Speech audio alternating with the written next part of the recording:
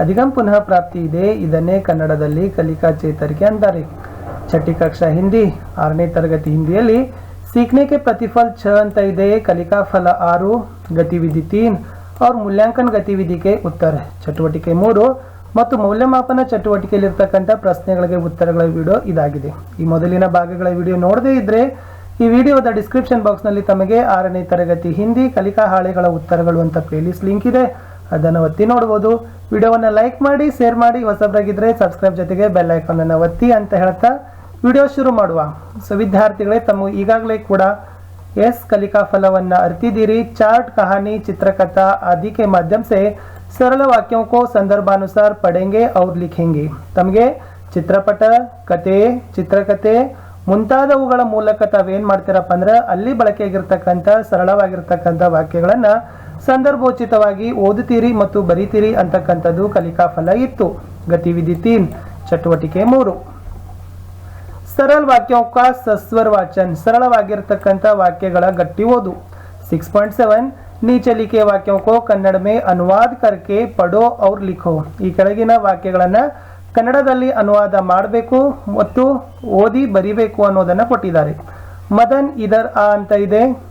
S Madan ಇದರ ಅಂತಂದ್ರೆ ಅದ್ರ ಉತ್ತರ ಬರ್ತದೆ ಮದನ್ ಇಲ್ಲಿ ಬಾ ಅಂದಂಗೆ. ಎಸ್ ಛತ್ ಪರ್ ಮತ್ ಟಹಲ್ ಅಂತ ಇದೆ. ಸೊ ಎಸ್ ಮಾಳಿಗೆ ಮೇಲೆ ನಿಲ್ಲಬೇಡ ಅಥವಾ ಸುತ್ತಾಡಬೇಡ ಅಂತಾನು ಕೂಡ ಬರ್ತದ. ಟಹಲ್ನ ಅಂತಂದ್ರೆ ಸುತ್ತಾಡು, ನಿಲ್ಲಬೇಡ ಸುತ್ತಾಡು ಎರಡು ಕೂಡ ಆಗ್ತದ. ಅಬ್ ಘರ್ ಚಲ್ ಅಂತ ಇದೆ. ಸೊ ಈಗ ಮನೆಗೆ ಹೊರಡು. ನೆಕ್ಸ್ಟ್ ರಮನ್ ಶರಬತ್ ಚಕ್ ಅಂತ ಇದೆ. ಸೊ ಉತ್ತರ ನೋಡೋದಾದ್ರೆ ರಮನ್ ಶರಬತ್ ಸವಿ ಅಥವಾ ಕುಡಿ ಅಂದಂಗೆ ಇದ್ರ ಉತ್ತರ ಏನಾಗ್ತದಪ್ಪ ಅಂತಂದ್ರೆ ಆಗ್ತದ. ಸೊ ಇಷ್ಟು ಈ ವಾಕ್ಯಗಳನ್ನ ತಾವುಗಳು ಕನ್ನಡದಲ್ಲಿ ಅನುವಾದ ಮಾಡಬೇಕು ಮತ್ತು ಬರೀತಕ್ಕಂಥ ಕೆಲಸ ಆಗಬೇಕಿತ್ತು. ಇನ್ನು ಮುಂದೆ ಹೋಗೋಣ.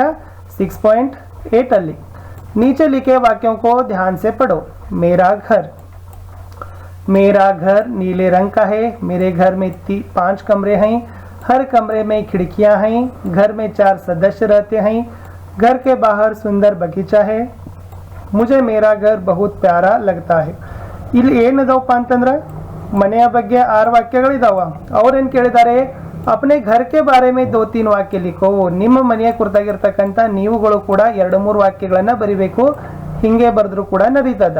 ಸೂತ್ರ ನೋಡೋಣ. मेरा घर बहुत बड़ा और सुंदर है. मेरा घर 3 मंजिल का है. पहले मंजिल में मेरा कमरा है. घर के सामने पार्किंग की जगह है ಅಂತ ನಾನು ಏನು ಮಾಡಿದ್ದೀನಿ 4 ವಾಕ್ಯಗಳನ್ನ ಬರೆದಿದ್ದೀನಿ. ಸೊ ಈ ತರನಾಗಿರ್ತಕ್ಕಂಥ ನೀವುಗಳು ವಾಕ್ಯಗಳನ್ನ ಬರೀಬಹುದು. ಮುಂದೆ 6.9 ಅಲ್ಲಿ नीचे दिए गए शब्दों से सार्थक वाक्य बनाओ. ಈ ಕೆಳಗಿನ ಶಬ್ದಗಳಿಂದ ಒಂದು ಸರಿಯಾಗಿ ಅರ್ಥ ಕೊಡ್ತಕ್ಕಂಥ ವಾಕ್ಯ ಮಾಡಿ ಅಂತ ಕೇಳಿದ್ದಾರೆ. ಪಾನಿ ಅಂತ ಇದೆ. ಸೊ ನೋಡುವ, पानी जीवन के लिए अनिवार्य है. ಸೊ पानी जीवन के लिए अनिवार्य है. ಇಲ್ಲಿ लिए ಅಂತ ಬರಿಬೇಕಿತ್ತು.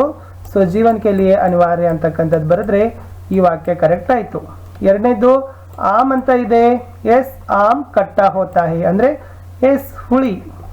ನೆಕ್ಸ್ಟ್ ಲೋಟ ಅಂತ ಇದೆ. ಸೊ ಬರೀತಕ್ಕಂಥದ್ದು ಮೇರೆ ಲೋಟೆ ಮೇ ಕಮ್ ಪಾನಿ ಹೇ, ನನ್ನ ಲೋಟದಲ್ಲಿ ಕಡಿಮೆ ನೀರಿದೆ.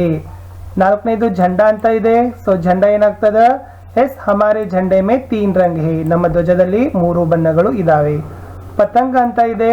ಸೊ ಉತ್ತರ ನೋಡೋದಾದ್ರೆ ಪತಂಗ್ ಗಿರ್ ಗಿರ್ ಕರ್ ಊಪರ್ ಚಡ್ತಾ ಹೇ. ಪತಂಗ್ ಏನ್ ಮಾಡ್ತದಪ್ಪ ಅಂದ್ರ ಎಷ್ಟೋ ಸಲ ಕೆಳಗಡೆ ಬಿದ್ದು ಏನ್ ಮಾಡ್ತದ, ಮೇಲೆ ಹಾರ್ತದ ಅಂತ ಇತ್ತು. ಇಷ್ಟು ಈ ಶಬ್ದಗಳನ್ನ ಏನ್ ಮಾಡ್ಬೇಕಿತ್ತು, ಸಾರ್ಥಕ ವಾಕ್ಯವನ್ನಾಗಿ ಮಾಡೋದು ಇತ್ತು. ಇನ್ನ ಇಲ್ಲಿಗೆ ಚಟುವಟಿಕೆ 3 ಮುಗೀತು. ಇನ್ನು ಮುಂದೆ ಬರ್ತಕ್ಕಂಥದ್ದು ಏನಪ್ಪಾ ಅಂತಂದ್ರೆ ಮೂಲ್ಯಾಂಕನ ಗತಿವಿಧಿ ಅಂದ್ರೆ ಮೌಲ್ಯಮಾಪನ ಚಟುವಟಿಕೆ ಉತ್ತರಗಳು. अभ्यास 1 ನೋಡಿ, कहानी के वाक्यों को अनुक्रम से लिखकर कहानी को पूर्ण करो. ಇಲ್ಲಿ ಕಥೆ ವಾಕ್ಯಗಳು ಏನ್ ಮಾಡಿದಾರಪ್ಪ ಅಂತಂದ್ರೆ ಅನುಕ್ರಮವಾಗಿ ಇಲ್ಲ, ಮೇಲೆ ಕೆಳಗೆ ಇದಾವೆ. ಕ್ರಮವಾಗಿ ಅವುಗಳನ್ನ ಬರೆದು ಏನ್ ಮಾಡಬೇಕು, ಕತೆ ಪೂರ್ಣ ಮಾಡಿ ಅಂತ ಕೇಳಿದ್ದಾರೆ. ಸೊ ಫಸ್ಟ್ ಏನಾಗ್ತದ ಅಂತಂದ್ರೆ ಚತುರ ಬಂದರ್ ಅಂತಕ್ಕಂಥದ್ದು ಏನಿದೆ, ಇದು ಕಥೆಯ ಶೀರ್ಷಿಕೆ ಇದೆ, ಕಥೆಯ ಟೈಟಲ್ ಇದೆ. ನೋಡಿ ಇಲ್ಲೇನಿದೆ, ಇಸ್ ತರಹ ಬಂದರ್ನೆ ಗಿಲಹರಿ ಕಿ ಜಾನ್ ಬಚಾಯಿ. बंदर ने एक सूखी डाली तोड़कर पानी में फेंकी. एक बंदर पेड़ पर बैठा था. गिलहरी उस डाली पर बैठकर नदी से बाहर आ गई.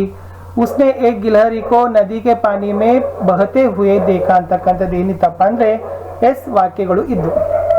ಇನ್ನ ಇಲ್ಲಿರ್ತಕ್ಕಂಥ ಈ ವಾಕ್ಯಗಳನ್ನು ನಾವು ಏನ್ ಮಾಡೋಣ ವಿದ್ಯಾರ್ಥಿಗಳೇ, ಅನುಕ್ರಮವಾಗಿ ಬರೆಯೋಣ. ಏನಾಗ್ತದಪ್ಪ ಅಂದ್ರ ಫಸ್ಟ್ ಏನ್ ಬರಿಬೇಕಿತ್ತು, ಏಕ್ ಬಂದರ್ ಪೇಡ್ ಪರ್ बैठा था। ಎರಡನೇದು उसने एक गिलहरी को नदी के पानी में बहते हुए देखा।